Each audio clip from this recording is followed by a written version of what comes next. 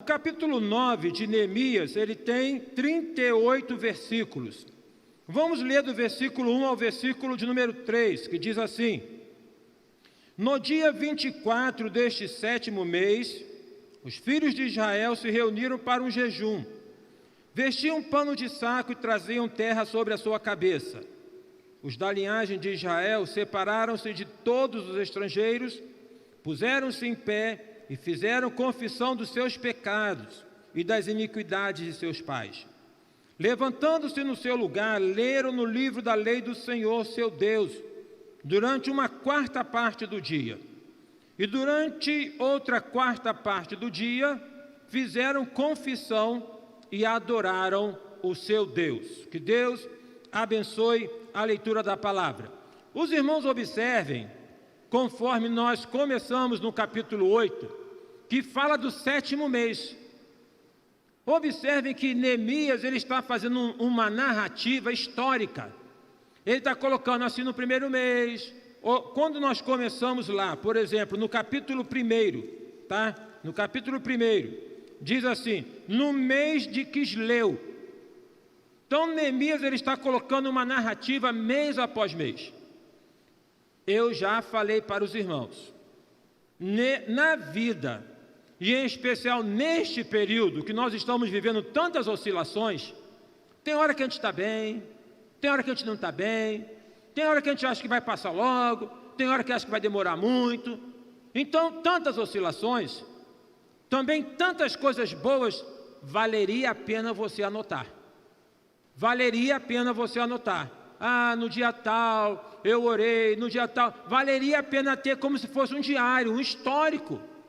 Porque nós estamos vivendo um momento histórico na nossa vida. Neemias, ele está aqui narrando. Olha, no mês de Quisleu, depois no mês tal, agora está no 7º mês. Está no 7º mês. Ok? Capítulo 8 fala que no 7º mês eles se reuniram na praça, montaram ali um palanque, tá? Montaram um palanque e eles se reuniram na praça, frente ao portão das águas. Lembram disso? Frente ao portão das águas. Fizemos um paralelo ou uma ligação, porque a Bíblia é assim, o Velho Testamento liga com o Novo Testamento. De que, em João capítulo 4, Jesus fala para a mulher samaritana: eu sou a fonte de água viva. E se você crê em mim, rios de água viva fluirão do seu interior. Então a palavra de Deus é uma fonte de água que nos dessedenta, que sacia a nossa sede. Vimos também que o profeta, ele vai falar da visão de que havia um rio que saía do templo. Então, jorrava do templo. O templo somos nós, meus irmãos. Neste tempo de secura espiritual, secura emocional, neste tempo de tantas notícias ruins, em especial na nossa cidade, no Rio de Janeiro. Olha só, sexta-feira, o que nós tomamos conhecimento? Mais um governador afastado, afastado, né? Então isso é muito chato. Isso traz para a gente um sentimento de pesar. Por outro lado, é algo positivo, porque significa que tem uma justiça trabalhando, que tem uma promotoria trabalhando, entendeu? Que nada fica encoberto. Então, se de um lado traz uma certa, mas que chato, já é o 5º governador, por outro lado, demonstra que tem gente de olho, tem gente que está de olho. Mas se nós não soubermos separar as coisas, nós misturamos tudo e abate a gente. Então, é importante que nós possamos buscar em Deus para que esta fonte de água viva jorre. E a partir de mim, a partir de você, irmã Sandra, possa então irrigar aquela área que está à nossa volta. São pessoas, são vidas, são corações, são famílias que estão sedentas, que estão ressecadas, que precisam de uma palavra que possa levá-las a poder esperançar, a poder sonhar, a poder reconstruir a vida. Os irmãos lembram que no capítulo 8 também eles fizeram uma celebração da festa dos tabernáculos, ou a festa das tendas. Eles então armaram tendas, camping, armaram tendas no terraço da casa, para que pudessem lembrar do tempo que eles estavam no deserto. No deserto não tem shopping, não tem mercado, mas não faltou pão, não faltou comida. E eles então viviam em tendas. Viver em tendas significa que dependiam de Deus. No Novo Testamento, se não me falha a memória, no capítulo 5 de Coríntios, Paulo fala: se este tabernáculo se desfizer, então tabernáculo sou eu, é você, e este tabernáculo se desfaz, gente. Não nos iludamos, se desfaz. Alguém aqui tem sentido dor de coluna? Dor nas costas? Esse tempo que fica muito tempo sentado? Alguém aqui já está com aquele problemazinho de junta? Todos nós, independente até da idade, nós nos deterioramos. Nós nos deterioramos.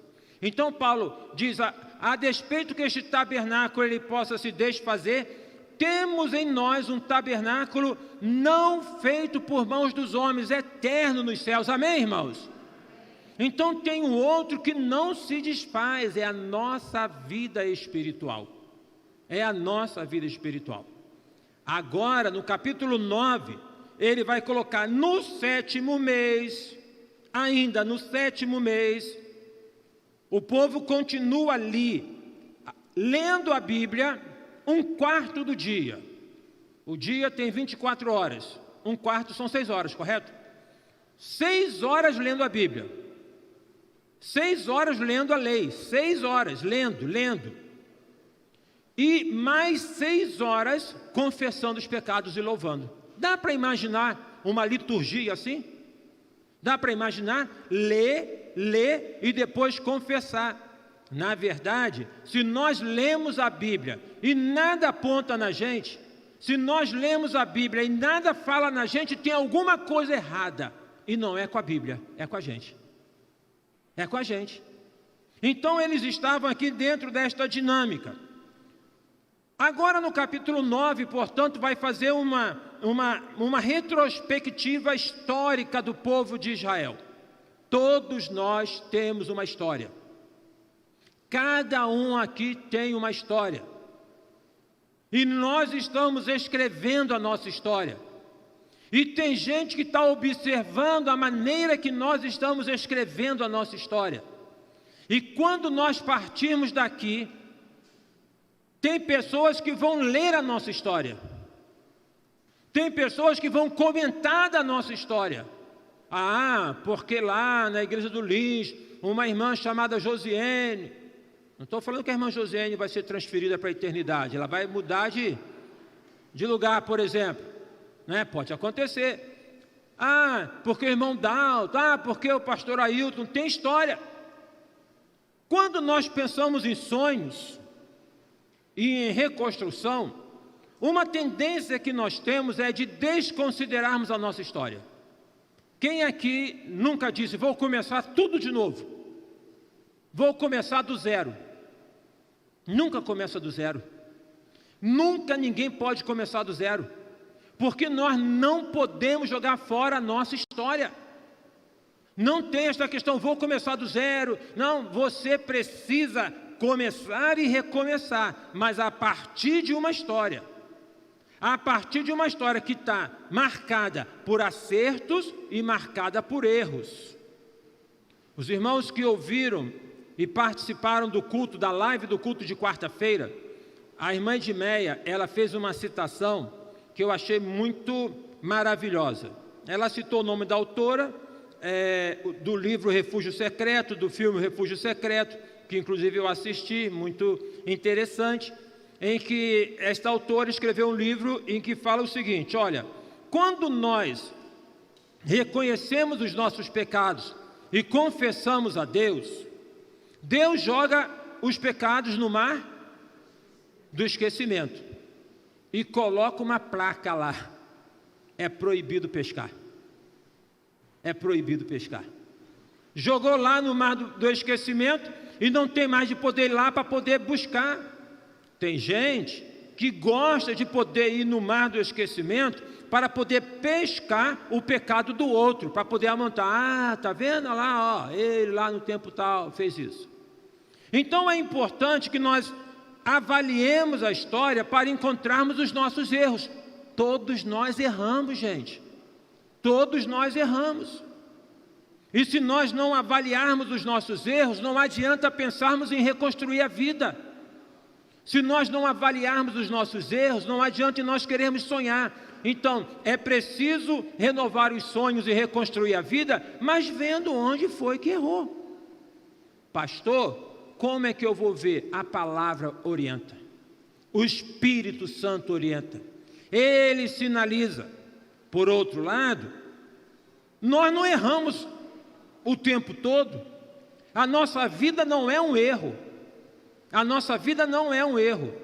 Então você tem acertos. Valorize os seus acertos. Valorize os seus acertos. Pontue os seus acertos.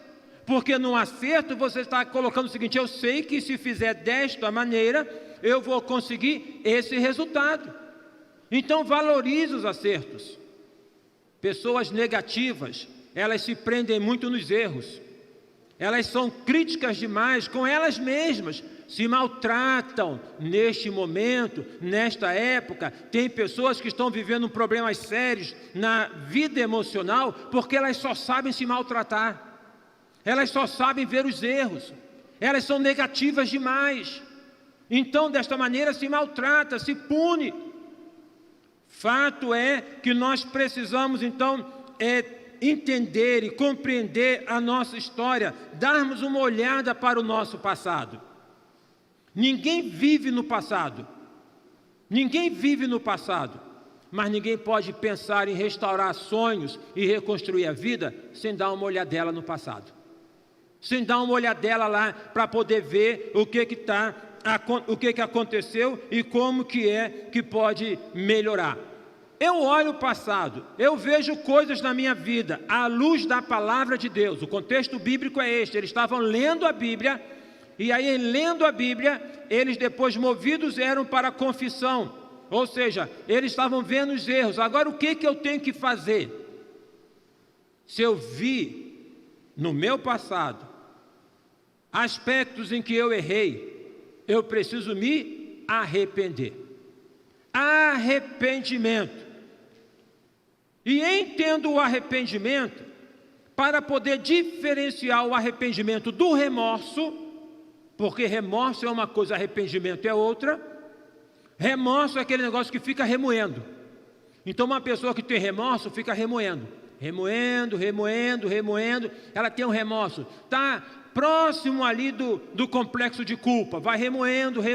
Arrependimento não. Mas para que haja o arrependimento, tem que ter junto uma coisa. Eles passavam 1/4 do dia lendo a palavra, e o outro 1/4 do dia eles faziam o quê? Confessavam os pecados. Só tem arrependimento com confissão de pecados. Escreva aí. Só tem arrependimento com confissão de pecados. Se não tem confissão de pecados, não tem arrependimento, tem remorso. E se tem remorso, você fica remoendo e fica preso no passado e não consegue avançar, não consegue, na verdade, seguir em frente. Não tem como poder ir desta maneira. Tem uma frase de Spurgeon, que foi um evangelista britânico, pastor batista, que ele fala: pecado e inferno estão casados, a não ser que o arrependimento anuncie o divórcio. Então vou repetir: pecado e inferno estão casados, a não ser que o arrependimento anuncie o divórcio. E para que o arrependimento anuncie o divórcio, é necessário que haja confissão. Confissão é o ato de poder falar. O que o povo agora está colocando é o seguinte: nós ouvimos, nós olhamos a história, entendemos, e agora nós estamos confessando os nossos pecados. Lembra, Bira, da música Que Tempo Já Faz que falastes com Deus em segredo em oração? Acho que é o que do grupo Mensagem que canta isso? Exultação. Qual a última vez que eu e você confessamos pecados? Qual a última vez que nós nos quebrantamos perante Deus?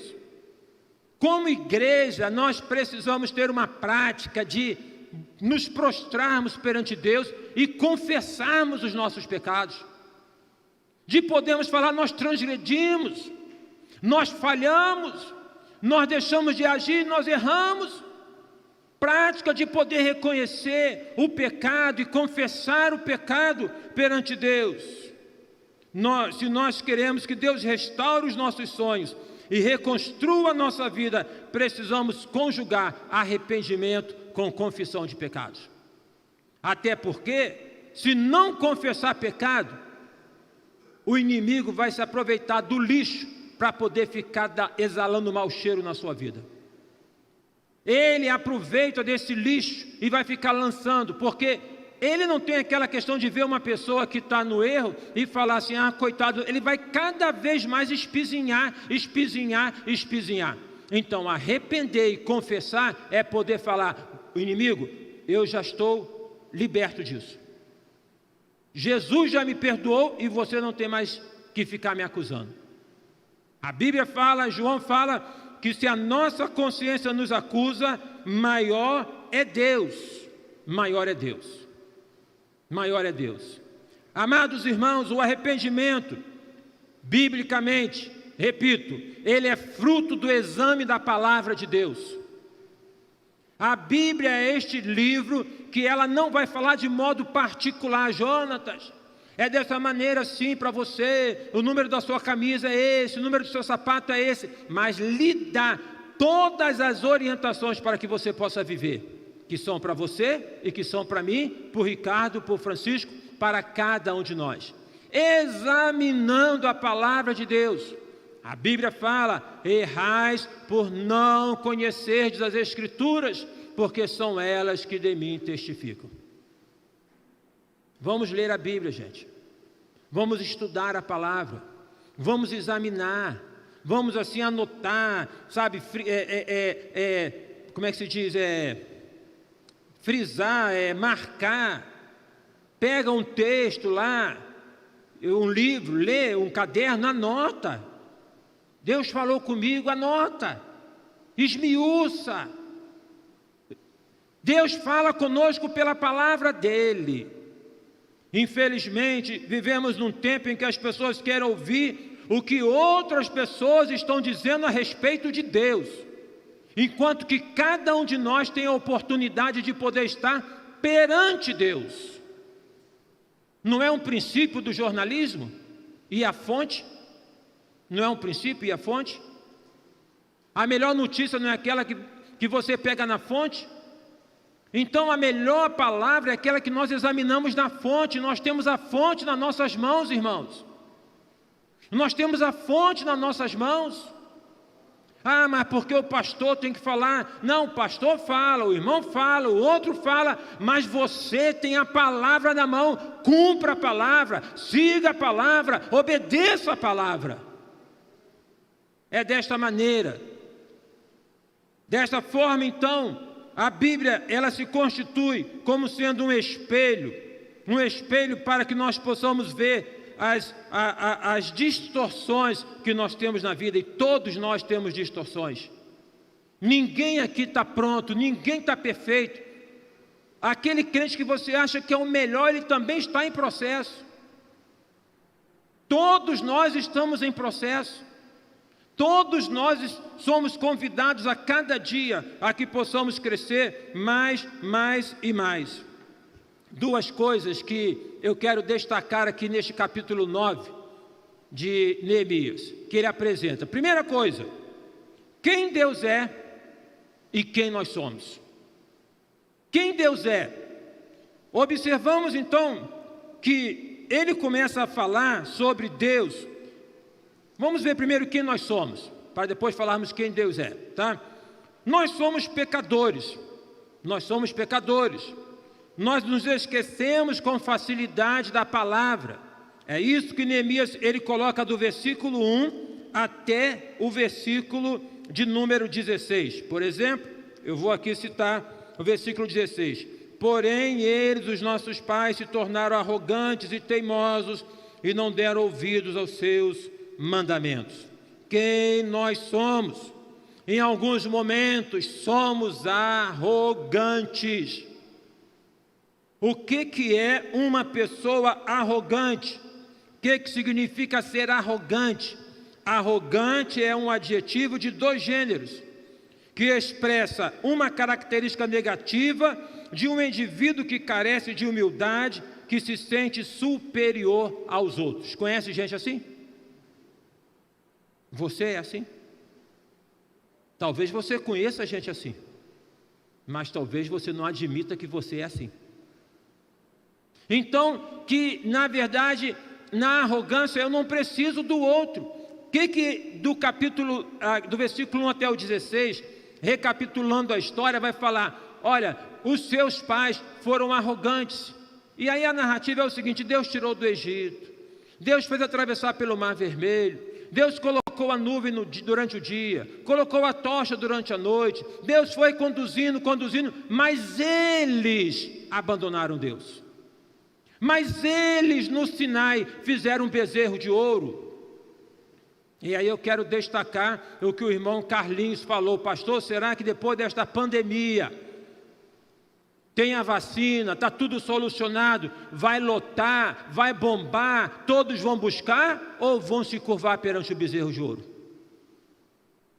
Ou vão se curvar perante o bezerro de ouro?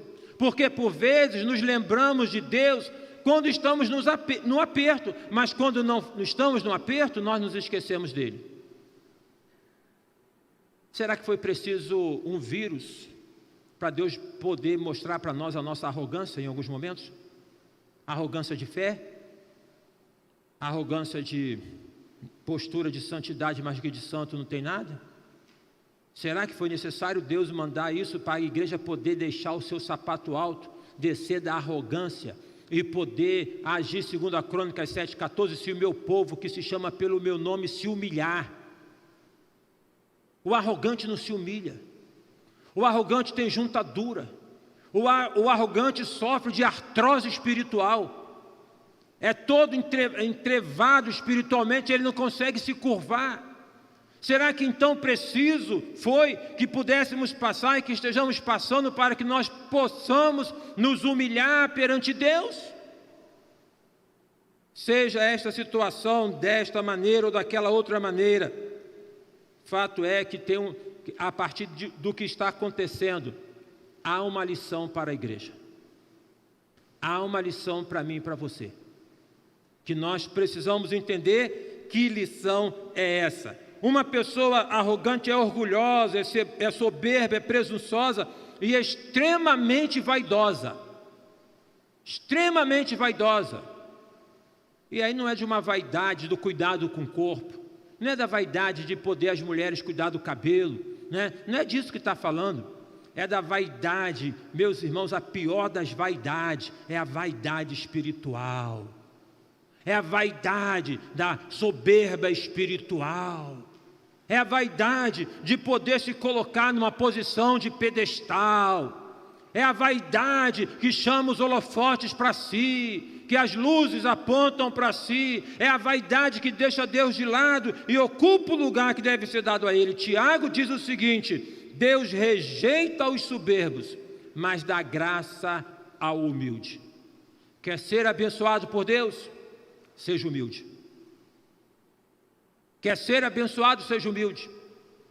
Se não tem a disposição de humildade, não tem como poder ser abençoado, porque você não vai aceitar o estender das mãos de Deus.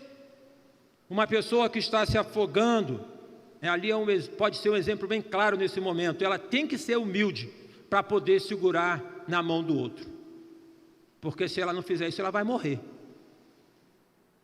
O texto de Isaías fala: eis que Deus não está com as mãos encolhidas para que não possa salvar, mas para segurar na mão de Deus tem que ser humilde. Para segurar na mão de Deus tem que entender: Senhor, eu não posso caminhar sozinho. Senhor, eu não posso planejar sozinho.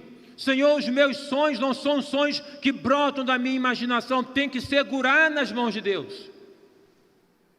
Quem é Deus? A despeito de toda essa colocação do povo de Israel, de todos que refletem a cada um de nós no pecado, como que Deus age?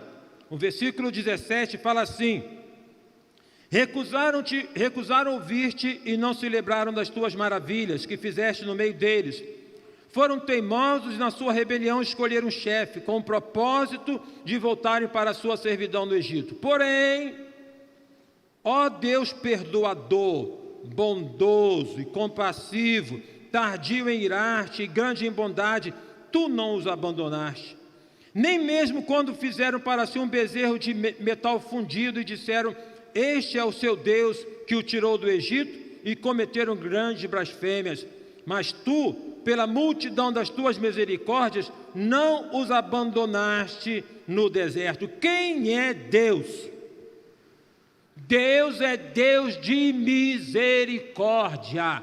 Deus é Deus de amor. Deus é Deus que não volta as costas. Deus é Deus que não vira o rosto, não torce o nariz.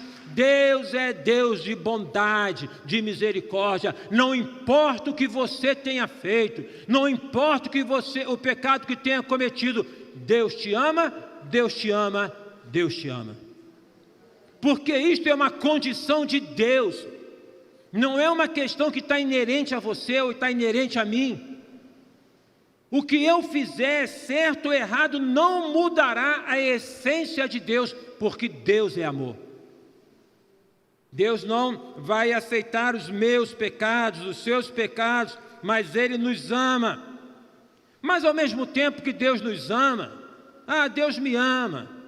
Então Deus me ama, eu posso sair por aí aprontando, eu posso sair por aí fazendo o que não deve. É como Paulo falando em uma de suas cartas: não usei da vossa liberdade para dar vazão à carne. E aí eu aprendi uma outra coisa com a Edmeia na quarta-feira: liberdade. O que é liberdade? A Edmeia, ela trouxe um conceito muito interessante que ela colocou: nós somos livres, e por isso nós não pecamos. Porque se nós pecarmos, ou continuarmos no pecado, nós não somos livres. Os irmãos entendem? Mas eu sou livre. Você é livre, porque você é livre, não é escravo do vício, não é? Você é livre, você não é escravo de qualquer... porque você é livre. Se está na prática do pecado, então você não é livre, é escravo do pecado. Interessante isso, né? Está claro na Bíblia, mas eu não tinha feito esse link. Eu sou livre, você é livre, nós somos livres. E por nós sermos livres, nós não continuamos na prática do pecado. Pecar é uma coisa, continuar na prática do pecado é outra. Errar é uma coisa, continuar na prática do erro é outra coisa. Porque na nossa humanidade nós erramos, na nossa humanidade nós pecamos.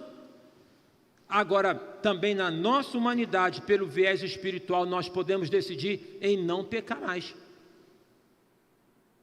Em colocar: Senhor, eu sou livre, conforme canta o Fernandinho, eu sou livre, eu sou livre.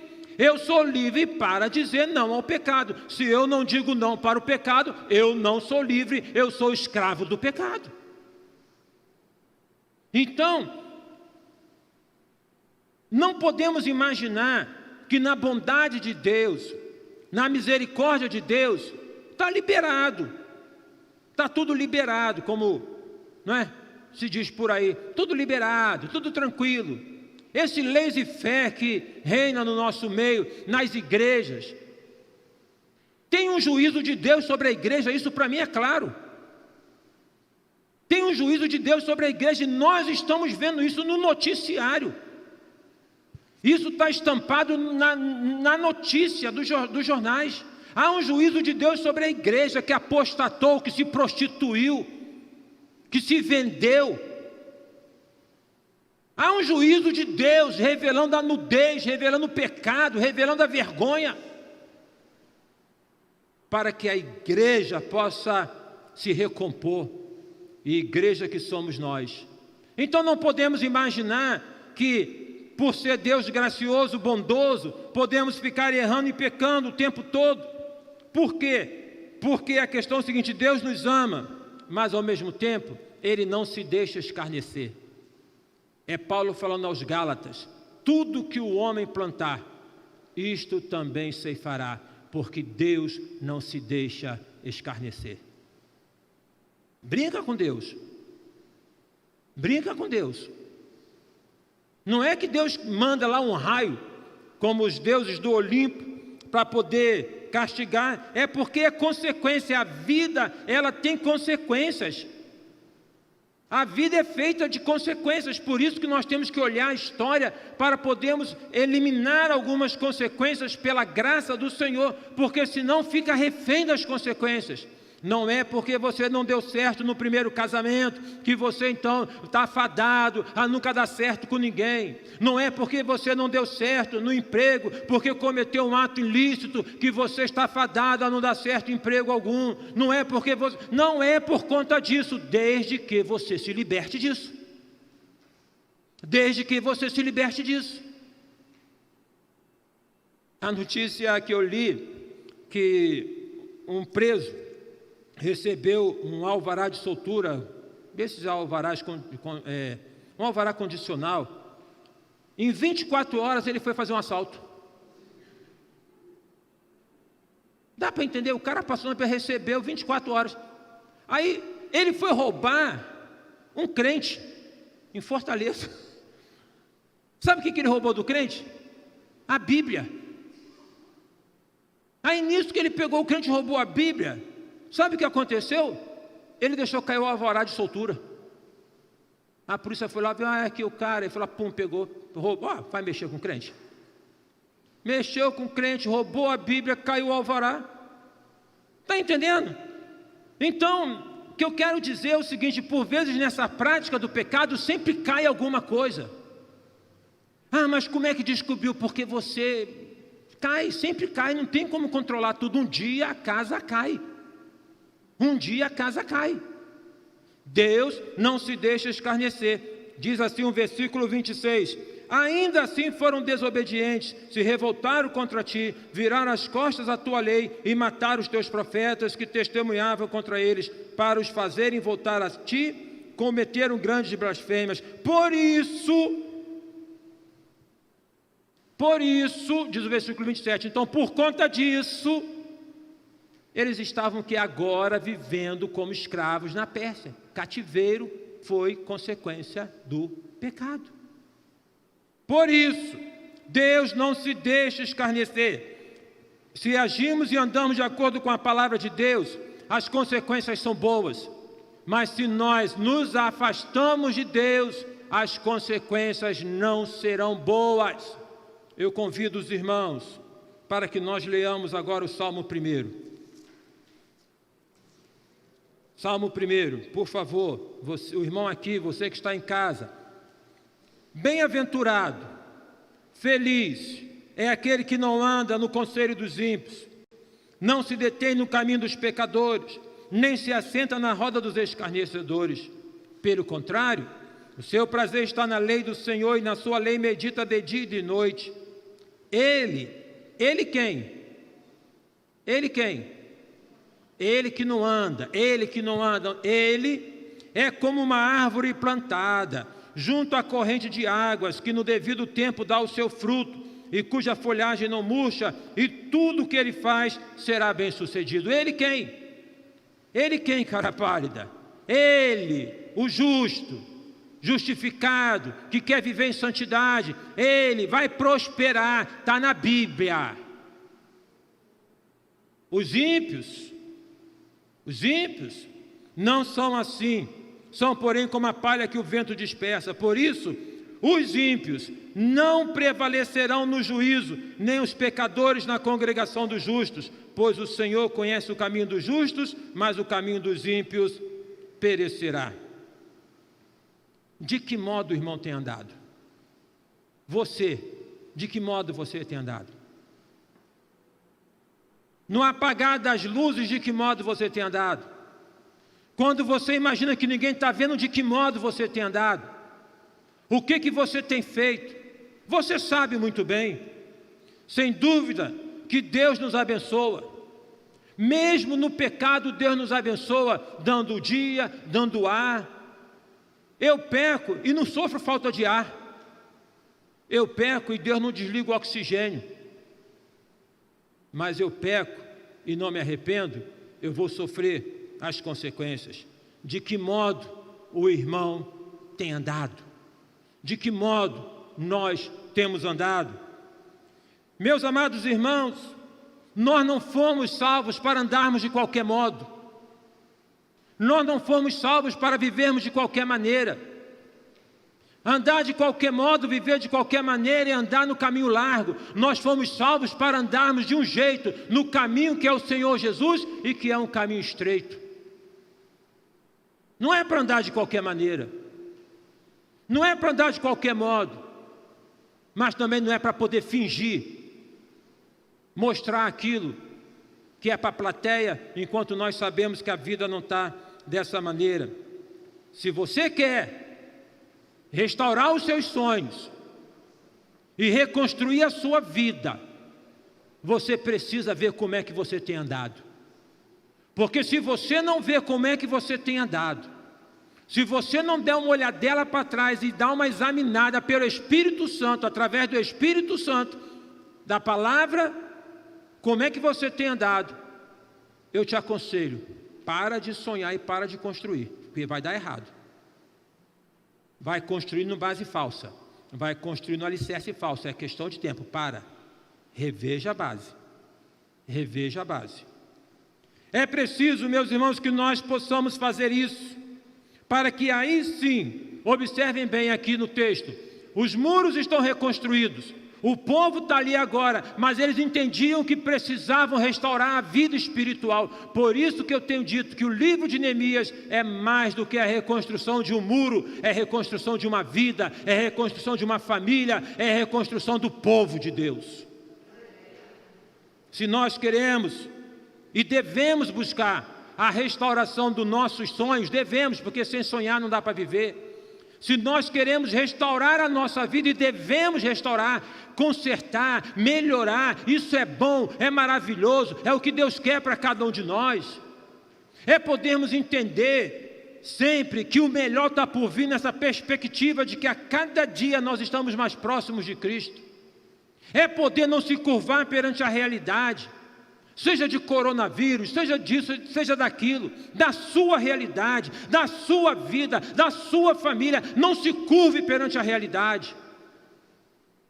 É preciso ter esta postura de poder olhar para frente, sonhar, trabalhar pelo seu sonho, reconstruir. Nada é fácil, nada é mole na vida, mas se faz isso sem poder dar uma olhadela na história e ver como é que você está andando, seu sonho tem uma possibilidade de 100% de dar errado, porque está com base falsa. Restaure os seus sonhos, reconstrua a sua vida, mas não despreze a sua história. Amém? Vamos orar? Feche seus olhos.